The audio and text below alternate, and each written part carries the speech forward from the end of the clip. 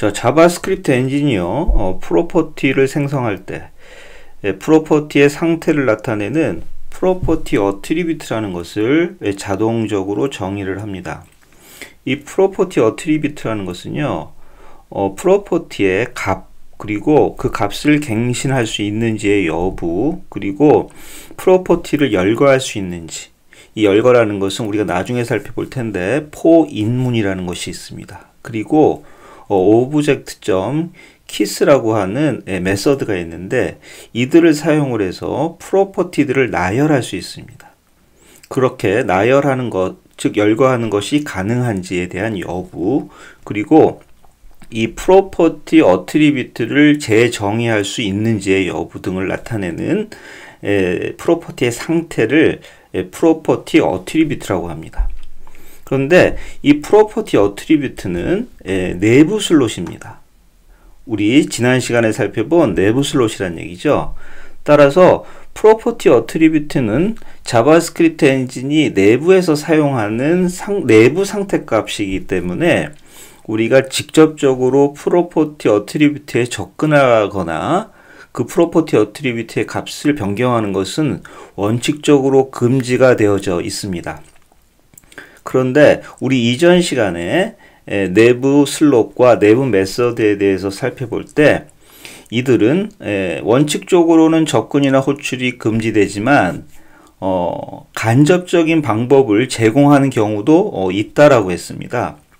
따라서 이 프로퍼티 어트리뷰트의 경우도 직접적으로 우리가 이들에 접근할 수는 없지만 간접적인 방법을 자바스크립트가 제공을 하고 있습니다. 그 방법이 여기 보시는 오브젝트에 getOwnPropertyDescriptor라고 하는 메서드가 존재를 합니다. 이 메서드를 사용을 하시면 프로퍼티 어트리뷰트의 그 설정 값들을 우리가 확인할 수가 있습니다. 자, 예제를 한번 살펴보겠습니다. 자, 이 예제를 보시면은요, 지금 객체 리터럴로 객체를 하나 생성을 했습니다. 그리고 person이라는 식별자가 그 객체를 가리키고 있는데 프로퍼티가 하나 존재를 합니다. 우리 객체 리터럴을 살펴볼 때 말씀드린 바와 같이 이 객체 리터럴 표기법으로 이런 식으로 우리가 코드를 작성을 하게 되면 이 할당문이 동작을 하는 시점에 이 객체 리터럴이 해석되어져서 객체를 만들 겁니다. 그때 객체를 만듦과 동시에 이 프로퍼티들을, 여기는 지금 하나밖에 없는데 여러 개 있을 수도 있겠죠. 이 프로퍼티들을 직접적으로 생성을 한다는 얘기죠. 그때에 프로퍼티 어트리뷰트를 자동적으로 정의한다고 했습니다. 자, 그 프로퍼티 어트리뷰트의 값들을 우리가 내부 슬롯이기 때문에 직접적으로 확인을 할 수는 없으나 아까 말씀드린 바와 같이 이 getOwnPropertyDescriptor라고 하는 메서드를 사용을 해서 확인할 수는 있다고 했습니다. 자, 이 메서드에는 두 개의 인자를 주는데요. 첫 번째 인자는 뭘 주냐면 우리가 참조하고자 하는 그러니까 프로퍼티 어트리뷰트를 참조하고자 하는 객체의 참조를 줍니다.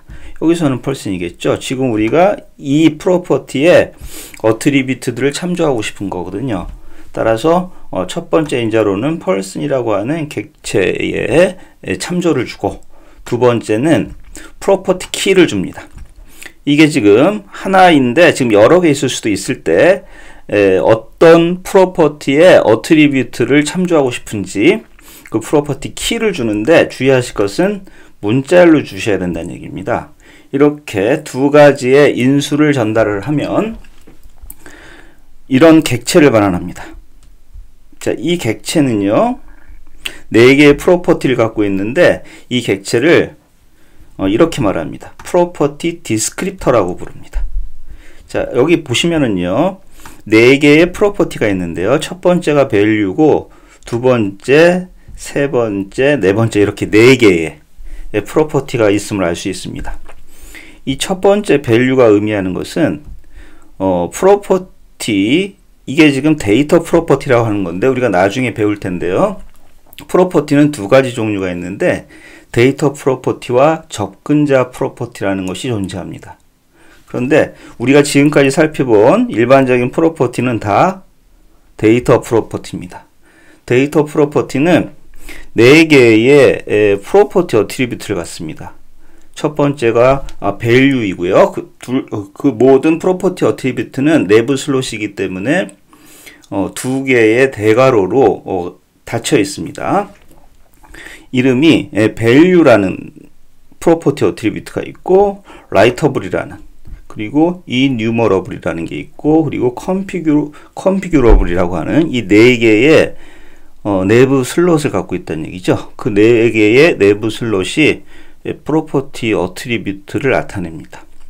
그것을 우리가 확인할 수 있도록 이렇게 객체에 담아서 주는데 이것을 프로퍼티 디스크립터 객체라 부른다는 얘기죠. 즉 프로퍼티 디스크립터 객체는 프로퍼티 어트리뷰트의 정보를 제공을 하고 있는 겁니다. 자, 이처럼 get own property descriptor라고 하는 메서드는 프로퍼티 디스크립터라고 불리우는 객체를 반환하는데, 그 객체는 무엇을 나타내냐면 프로퍼티 어트리뷰트 정보를 담고 있다 라는 것이었죠. 그런데 이 메서드의 특징은 아까 우리 인수를 전달할 때 두 번째 프로퍼티 키를 준 것처럼 프로퍼티 하나하나에 대한 정보를 담고 있는 프로퍼티 디스크립터 객체를 반환을 합니다. 그런데 get own property descriptors라고 하는, 여기 s가 붙어 있죠. 이 s가 붙어 있는 메서드가 따로 존재합니다. 여기는 s가 붙어 있지 않고 여기는 s가 붙어 있죠. 자, s가 붙어 있는 것은 이런 식으로 사용을 합니다. 자, 지금 보시면 여기에는 s가 붙어 있는 메서드를 호출했습니다. 그런데 이 메서드에는 아까 s가 붙어 있지 않은 메서드와는 달리 인수를 단 하나 전달하고 있죠. person이라는 인수를 단 하나 전달하고 있는데, 이 get own property descriptors 메서드를 호출을 하면 우리가 따로 프로퍼티를 지정하지 않아도 모든 프로퍼티에 대한 프로퍼티 디스크립터 객체들을 하나로 묶어서 반환을 해 줍니다. 자, 이 예제를 보시면 우리가 객체 리터럴로 생성할 때에 만들어진 요거죠. 프로퍼티가 하나 존재하고요. 그리고 동적으로 생성한 프로퍼티가 하나 존재합니다. 즉 person는 이 시점에서는 name이라는 프로퍼티와 age라는 프로퍼티 두 개를 가지고 있습니다.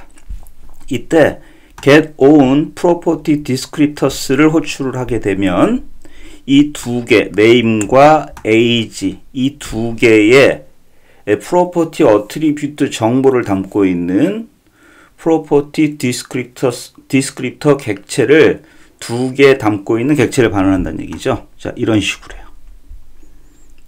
자, 여기 보시면은요, 첫 번째가 name에 대한